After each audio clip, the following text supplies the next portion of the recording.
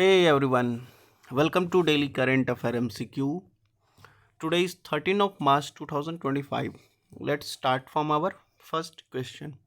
Before we start from our first question, आप लोग को इसका पीडीएफ चाहिए तो टेलीग्राम पे जाइए, वहाँ इसका पीडीएफ फ्री ऑफ कॉस्ट मिल जाएगा और टेलीग्राम का लिंक वीडियो के डिस्क्रिप्शन में मिलेगा, नहीं तो चैनल के अबाउट में तो मिलेगा ही. Okay, now come to the first question. Which of the following is not a component of a global engagement scheme. इसमें से कौन सा है जो ग्लोबल इंगेजमेंट स्कीम का पार्ट नहीं है. और first option is grant in aid support of Indo foreign culture society. B1 organisation of virtual culture programme with foreign artist, जो वर्चुअल कल्चर प्रोग्राम करते हैं फॉरेन आर्टिस्ट के साथ, उसका एक अलग से ऑर्गेनाइजेशन है. क्या कह रहा है कि उसका एक ये उसका पार्ट है ग्लोबल इंगेजमेंट स्कीम का. Now C option is promotion of classical and contemporary Indian art through the global festival. ठीक है, प्रमोशन करेंगे कल्चर और कंटेम्प्रेरी जो इंडियन आर्ट्स हैं उसको किसी भी ग्लोबल फेस्टिवल के थ्रू. ओके, इंटरनेशनल लेवल पे कोई फेस्टिवल होगा उसके थ्रू हम क्या करेंगे कि हमारे जो कल्चर हैं, हमारे जो कंटेम्प्रेरी आर्ट्स हैं उसको प्रमोट करेंगे. D1 कहता है international collaboration for academic research and Indian heritage. ठीक है, इंटरनेशनल लेवल पे हम क्या करेंगे, कोलैबोरेशन करेंगे, पार्टनरशिप करेंगे फॉर एकेडमिक रिसर्च के लिए, जो कि इंडियन हेरिटेज में काम आ सकता है. ओके, तो बताओ ग्लोबल इंगेजमेंट स्कीम को लेकर के कौन सा इसका पार्ट है.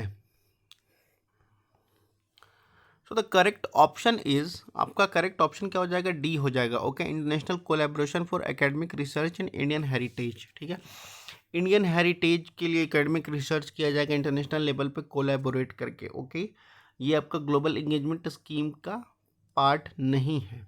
ओके, याद रखिएगा, नो बोल रहा है, नॉट अ कंपोनेंट. ओके, बाकी ये तीन उसके पार्ट हैं. ठीक है, अब थोड़ा बात कर लेते हैं ग्लोबल इंगेजमेंट स्कीम की. तो ये आपका मिनिस्ट्री ऑफ कल्चर के अंडर आता है. ठीक है, मिनिस्ट्री ऑफ कल्चर के अंडर आता है आपका global engagement scheme. Okay, now move to the next question.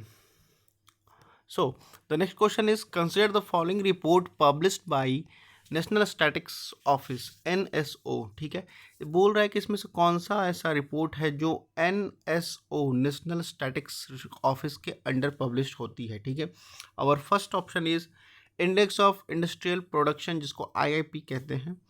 Second one is annual survey of industry ASI, वो आर्कोलॉजिकल सर्वे ऑफ इंडिया नहीं समझिएगा आप लोग, एनुअल सर्वे इंडस्ट्री है ये.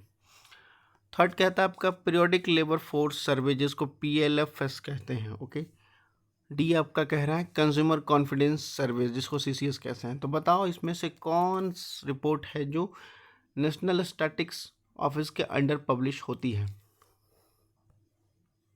सो the correct option is B. Okay, आपका फर्स्ट जो है नेशनल स्टैटिक्स ऑफिस के अंडर पब्लिश होता है इंडेक्स ऑफ इंडस्ट्रियल प्रोडक्शन, ये आपका नेशनल स्टैटिक्स ऑफिस के अंडर पब्लिश होता है. सेकंड भी आपका क्या कहता है एनुअल सर्वे ऑफ इंडस्ट्री, ये भी आपका नेशनल स्टैटिक्स ऑफिस के अंडर पब्लिश होता है. ठीक है, थर्ड की बात कर लीजिए, थर्ड भी आपके पीरियोडिक लेबर फोर्स सर्वे जो है वो भी आपका NSO के अंडर पब्लिश होती है. ठीक है, लेकिन फोर्थ जो हमारा है कंज्यूमर कॉन्फिडेंस सर्वे, ये आपका NSO के अंडर पब्लिश नहीं होती है, ये पब्लिश होती है आपका RBI reserve bank of India के अंडर पब्लिश होती हैं. ओके, तो जिसके रिगार्डिंग हमारा करेक्ट क्या हो जाएगा, फर्स्ट सेकंड थर्ड हो जाएगा, तो हमारा बी ऑप्शन करेक्ट हो जाएगा. ओके, अब देखो हम देखते हैं थोड़ा सा NSO को लेकर के. ठीक है, देखो हमारे जो बात कर रहा था, हमें पता है नेशनल कॉन्फिडेंस सर्वे जो हमारा पब्लिश किया जाता है RBI के थ्रू. ठीक है, अब NSO की बात कर लिया तो ये आपका क्या है, स्टैटिक्स बॉडी है. ठीक है, जो ministry of statistics and programme and implementation के अंडर आती है. ठीक है, इसका काम क्या है, तो ये कंडक्टिंग करती है सर्वे, डाटा कलेक्ट करती है और स्टैटिकल्स एनालाइज करती है इकोनॉमिक और सोशल इंडिकेटर को लेकर के. ओके, तो हमारा करेक्ट ऑप्शन क्या हो जाएगा, हमारा करेक्ट ऑप्शन हो जाएगा B. Now move to the next question.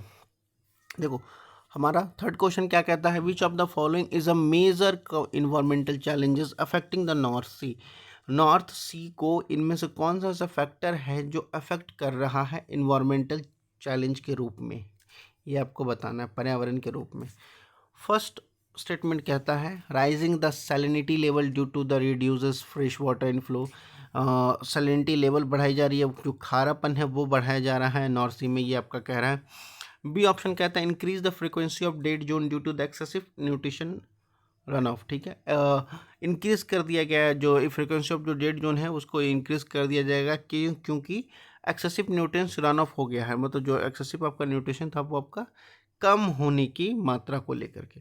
सी कहता है formation of underwater volcano due to the tectonic activity. ठीक है, अंडर वाटर वोल्केनो का फॉर्मेशन होता है टेक्टोनिक एक्टिविटी को लेकर के। ओके, डी कहता है आपका expansion of mangrove forest along the coastline. ठीक है, मैनग्रोव फॉरेस्ट का क्या कह सकते हैं एक्सपेंशन हो रहा है कोस्ट लाइन को लेकर के, जो नॉर्थ सी की साइड है, जो कोस्ट बॉर्डर होती है उसमें। ठीक है, तो बताओ कौन सा फैक्टर है जो इफेक्ट कर रहा है नॉर्थ सी को लेकर के। ओके, बताओ। So the correct option is B. Okay, increase the frequency of dead zone due to the excessive nutrients run off. Okay, correct statement क्या हो जाएगा आपका, बी हो जाएगा। Okay, now that's all for the today session. अगर कोई question या कोई क्वेरी हो तो आप कमेंट सेक्शन में पूछ सकते हैं। तब तक पढ़ते लिखते रहिए। धन्यवाद।